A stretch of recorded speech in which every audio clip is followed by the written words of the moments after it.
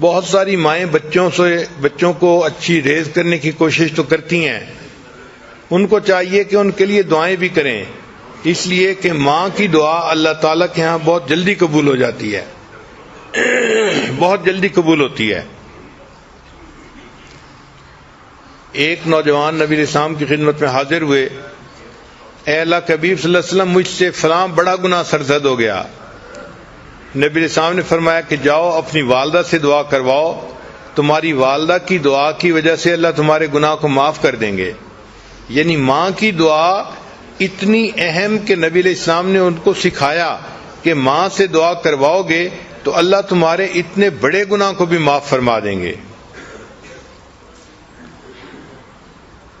چنانچہ اندلس کے ایک بڑے عالم گزرے ہیں، بقی الدین ابن مخلد رحمۃ اللہ علیہ، وہ فرماتے ہیں کہ میں ایک دن اپنے اسٹڈی روم میں بیٹھا تھا، ایک نوجوان عورت آئی اور وہ زار و قطار رو رہی تھی۔ میں نے اس سے پوچھا کہ تمہارا کیا مسئلہ ہے؟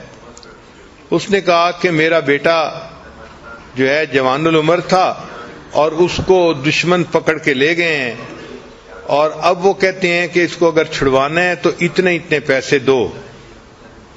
میرا خاوند فوت ہو چکا ہے اور میں اکیلی ماں ہوں، تو اب میرے پاس اتنے پیسے نہیں کہ میں بچے کو چھڑوانے کے لیے پیسے دے سکوں۔ اب اس کی ایک ہی صورت ہے کہ یا تو میں اپنا گھر بیچوں، لیکن اگر میں گھر بیچ دوں گی تو میں پھر کرائے کے گھر میں کیسے رہوں گی، کیسے کرایہ کو پے کروں گی، اور اگر گھر نہیں بیچتی تو میرا بچہ چھوٹ کے نہیں آتا اور میں بچے کے بغیر بھی نہیں رہ سکتی، میرا دل بے قرار ہے۔ یہ بتا کے اس نے رونا شروع کر دیا۔ تو بقی الدین ابن مخلد رحمۃ اللہ فرماتے ہیں کہ میں نے جب اس کی بے قراری کو دیکھا تو میں نے کہا کہ اچھا پھر ایسے ہے کہ ہم آپ کے بچے کے لیے دعا تو کر سکتے ہیں نا، اگر پیسے کی ارینجمنٹ نہیں کر سکتے۔ اس نے کہا ہاں دعا تو کر سکتے ہیں۔ تو میں نے کہا کہ میں دعا کرتا ہوں اور آپ آمین کہنا۔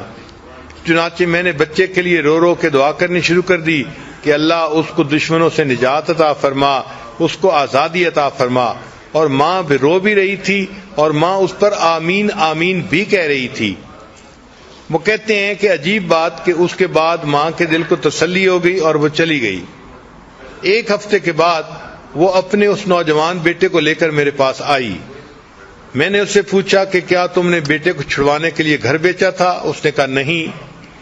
میں نے کہا پیسے دیے تھے؟ اس نے کہا نہیں۔ میں نے کہا پھر تمہارا بچہ چھوٹ کیسے گیا؟ اس نے کہا کہ میرے بچے سے خود سٹوری سننے کے ہوا کیا۔ تو میں نے بچے کو کہا کہ بچے مجھے سٹوری سناؤ۔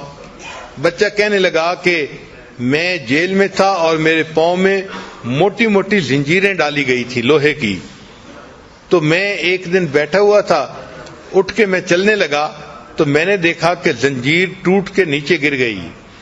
تو میں نے اپنے انچارج کو بتایا، انچارج نے ایک مکینک کو بلا لیا کہ بھئی دیکھو یہ زنجیر کیوں ٹوٹی ہے۔ تو مکینک حیران ہوا کہ ممکن ہی نہیں کہ یہ زنجیر ٹوٹ سکے، یہ اتنی موٹی اور اتنی مضبوط تھی اور لوہے کی تھی، یہ کیسے پاسبل ہوا کہ یہ ٹوٹ جائے۔ چنانچہ انہوں نے مجھے بلیم کیا کہ تم نے جان بوجھ کے اس کو توڑا ہے۔ تو میں نے کہا کہ بھئی میرے پاس کوئی چیز نہیں کہ میں اس کو توڑ سکوں، یہ خود بخود ٹوٹ گئی ہے۔ خیر اس زنجیر کو انہوں نے ریپیئر کروا دیا اور اس کا جو ٹوٹا ہوا پرزا تھا اس کی جگہ انہوں نے نیا پرزا اس میں ڈال دیا۔ کہتے ہیں کہ تھوڑی دیر کے بعد پھر میں اٹھ کے کسی کام کے لیے چلنے لگا تو میں نے دیکھا کہ وہ زنجیر پھر ٹوٹ گئی۔ پھر میں نے اپنے جو ہے وہ سپروائزر کو بتایا تو سپروائزر نے پھر مکینک کے آفیسر کو کہا کہ آخر یہ زنجیر بار بار کیوں ٹوٹ رہی ہے۔ اب جو مکینک تھا اس کا آفیسر بھی آیا چیک کرنے کے لیے کہ آخر ایک ہتھکڑی بار بار کیوں ٹوٹتی ہے۔ تو جب اس نے آ کے دیکھا تو اس نے کہا کہ پاسبل ہی نہیں ہے کہ یہ ہتھکڑی ایسے ٹوٹ سکے۔ جب اس نے یہ کہا تو ان کا ایک سینئر ترین بندہ وہاں موجود تھا، وہ مجھ سے کہنے لگا کہ مجھے بتاؤ کہ تمہارے گھر میں تمہاری ماں ہے؟ تو میں نے کہا ہاں ہے۔ تو وہ کہنے لگا کہ مجھے لگتا ہے کہ تمہاری ماں تمہارے لیے دعائیں کر رہی ہے، اس وجہ سے تمہاری یہ زنجیر بار بار ٹوٹ جاتی ہے، اور اگر اللہ تمہاری زنجیر کو توڑ رہا ہے تو ہم کیوں تمہیں قید میں رکھیں، جاؤ ہم تمہیں آزاد کرتے ہیں۔ انہوں نے بغیر کسی پیسے کے اس بچے کو آزاد کر دیا اور بچہ اپنی ماں کے پاس واپس آ گیا اور اللہ نے ماں کی دعا کو قبول کر لیا۔